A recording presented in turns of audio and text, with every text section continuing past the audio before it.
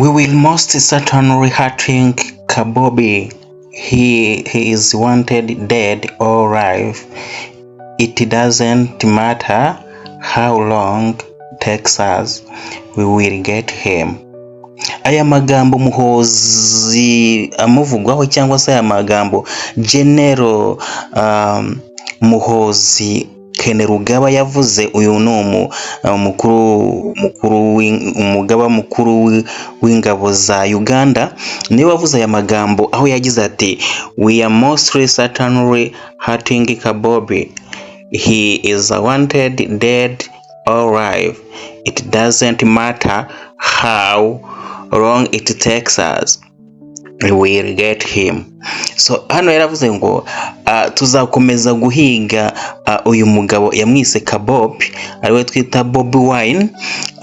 Tuzakomeza guhiga Bobi Wine kandi tumukeneye, yaba ari umupfu cyangwa se ari muzima. Akomeza agira ati ntitwitaye ku gihe, ntitwitaye uko igihe cyaba kimeze cyose, igihe bizadusaba cyose kugira tumubone, tuzamubona igihe bizadusaba, ariko twizeye ko tuzamubona, tuzamufata. Aha rero ni umugaba mukuru w'ingabo za Uganda wari uri kubivuga.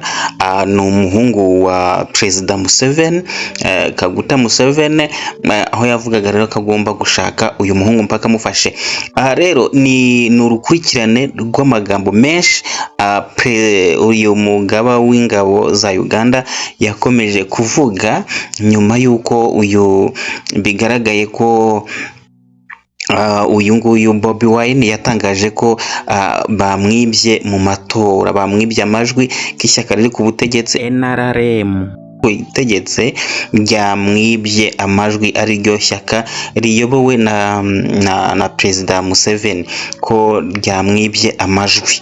Nyuma rero amaze kuvuga ko bamwibye amajwi, aho yari amaze kubona amajwi 24% mu gihe ise cyangwa se Perezida Museveni yaramaze kubona amajwi agera ku 70%, akemezwa na komisiyo ishinzwe amatora ndetse n'urukiko rw'ikirenga yuko ari we wegukanye intsinzi, akaba agiye kuyobora ku nshuro ya 40, inshuro ya 7, amaze imyaka isaga 40 ayobora, abakaba abonye n'indi manda izamugeza kuri muri 2030, ariko ahangaha rwose Bobi Wine akavuga yuko yibwe amajwi.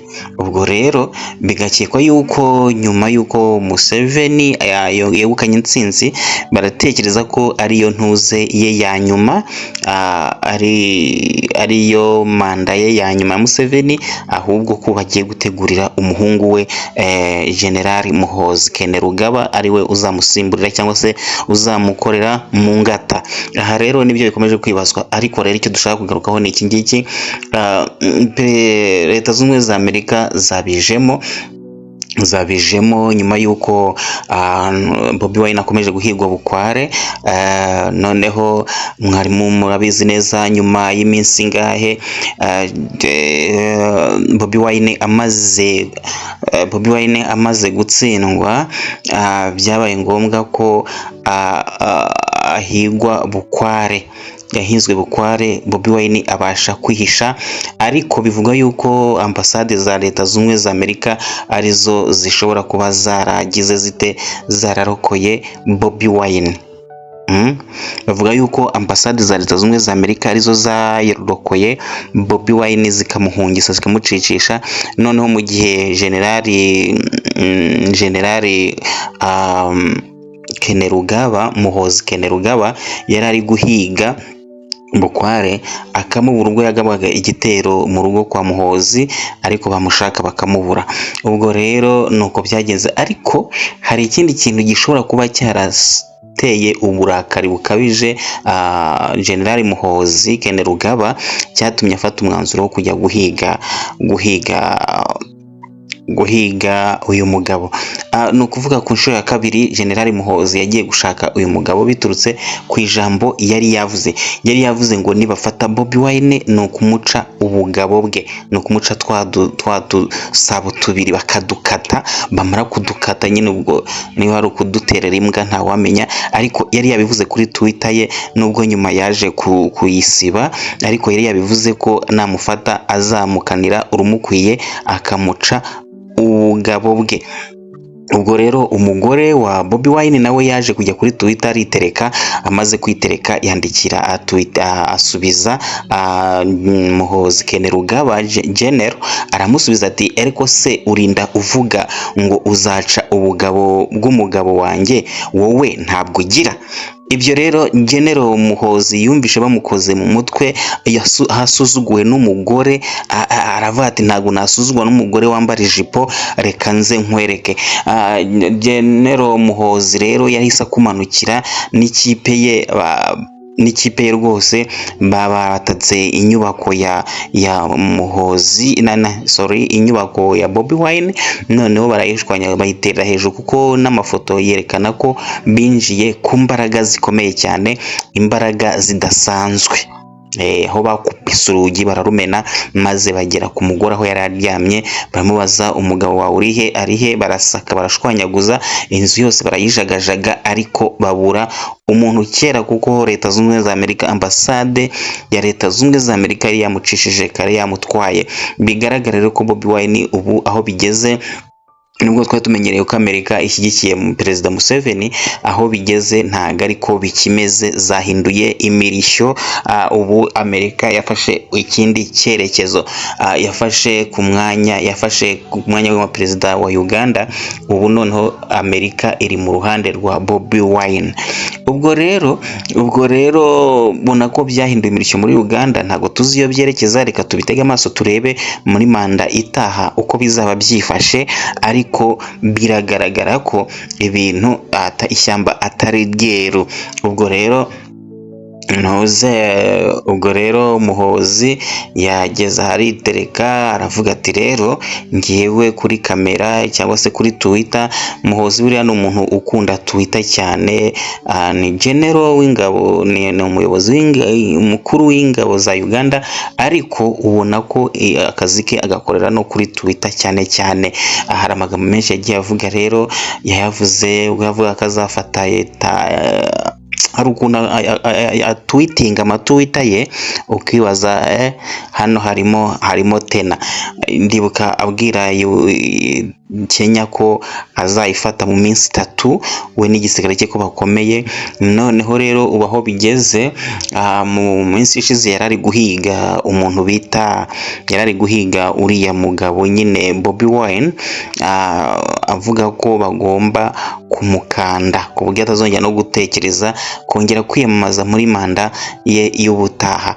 Ubwo rero General Muhoozi yakomeje agaruka kuri Leta Zunze Ubumwe za Amerika zafashije Bobi Wine kumutorokesha no kumucicisha, kuko byari binatangaje wa mugani nawe General Muhoozi menya byari bitangiye nawe kumurenga, aho yibazaga ati kose uyu mugabo tuhiga tukamubura mu kanya tukamubona kuri social media atwitinga ambwira ubusa, uyu mugabo biti. Maze General Bobi Wine akifata mu gace kamwe akagenda kuri social media, bareba bakana yarara ahangaha, bagahita bangaja operation yo kujya kumushaka, bagera bagasanga nta uhari, ababera kibono umwe. Bobi Wine yababereye kibono umwe, noneho kumbe ibyo byose bifashwaga na Leta Zunze Ubumwe za Amerika, ambasade. Niho rero General Muhoozi yahise afata umwanzuro wo kuvuga ati twamaze kumenya ko ari ambasade ya Amerika iri gufasha, yafashije Muhoozi urugendo rwose, bikaba bitumye anansuzugura cyangwa asuzugura igihugu. So ubwo rero kubw'ibyo ndagira mbwire ko ibyo ambasade cyangwa se izo ambasade z'abanyamerika ngomba kubirukana ku ngufu hamwe n'igisirikare, nkoresheje imbaraga za gisirikare, kandi nabarasa nkabakorera n'ibindi byose nshaka, ko ngomba kubirukana mu gihugu cya Uganda. Kandi aravuga ati naho haba mu ingabo zabo ntago zaduhagarara imbere, twabarasa tukabasubiza iyo baturutse. baturutse abo bazungu. Ubwo rero ibyo bintu byarakaje abazungu cyane b'abanyamerika, birabarakaza cyane, nabo barajya kuri kamera cyangwa se baritereka, baravuga bati rero uyu mugabo agiye kudukukiramo nk'umusonga, turabona azaba umudikiteta mu minsi iri imbere, kandi akomeje guhonyora uburenganzira bwa muntu muri Uganda ndetse no kwica abatavuga rumwe nawe. Ubwo rero ibyo byose Amerika yabivugaga yitwaje iki? Ivuga ko igiye no kumushyiraho impapuro zo kumuta muri yombi no kumucira imanza. So ubwo rero ntago tuzi aho biri bugane, ariko byamaze kugenda gutyo. Muhoozi yagarutse asaba, ajya kuri Twitter yinginga asaba imbabazi Leta Zunze Ubumwe za Amerika. Kuri Twitter rwose niho yasabiye imbabazi, asaba imbabazi cyane, avuga ko ibi bintu rwose yabitewe n'amakuru bamuhaye atariyo, none akaba asaba imbabazi. Ariko Leta Zunze Ubumwe za Amerika zo zamaze kubona ko ari urwitwazo, ashaka guhunga ibyo birego byose bamushyiriyeho, cyangwa se izo mpapuro bamushyiriyeho. Noneho birangira bigenze gute? Byaje kuba ngombwa ko Amerika ngigumizaho izo mpapuro, imbabazi yazimwimye. Ariko ubwo rero ntabwo tuzi aho bugane n'icyo bigamije n'aho biri burangirire. Twebwe rero aha turi ni ku Nzozi TV1, urakora subscribe, ukore share, ukore like, maze utange igitekerezo cyawe. Ciao.